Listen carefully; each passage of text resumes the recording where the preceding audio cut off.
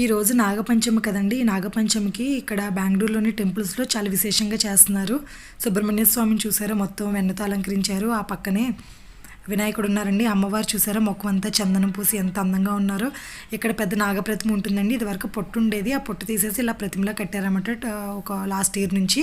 తర్వాత బయట నాగులు కూడా ఉంటాయండి. అభిషేకం చేసుకునేవాళ్ళు, పాలు పోసుకునేవాళ్ళు అన్నీ పోసుకుంటారు. మనం నాగుల చవితి చేసుకుంటాం కదా, మనం ఎలా అయితే చేసుకుంటామో వాళ్ళు ఈ నాగపంచమిని బాగా చేసుకుంటున్నారనమాట.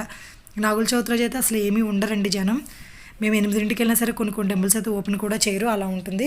ఇక్కడ శివపార్వతుల కళ్యాణం చేశారండి. కొబ్బరికాయకి ఇలా గంధం పూసి చూసారా, స్వామివారిని అమ్మవారిని కళ్యాణం బొట్టుతో సహా అలంకరించి ఎంత అందంగా చేశారు. అలా చూడాలనిపించిందండి. అమ్మవారి విగ్రహాలు అవి అంత అందంగా ఉన్నాయి. ఇక్కడ నాగదోషాలు ఉంటే పోవడానికి ఇంకా మన టెంపుల్స్లో అయితే మనకి ప్రసాదం పులిహోర పెడతారు కదా, ఇక్కడైతే బిర్యానీ వాంగిబాత్ అటువంటిది పెడతారని ఎంత పెద్ద గిన్నె నిండా పెట్టి ఎంత పెద్ద ప్లేట్ల నిండా పెట్టారో చూసి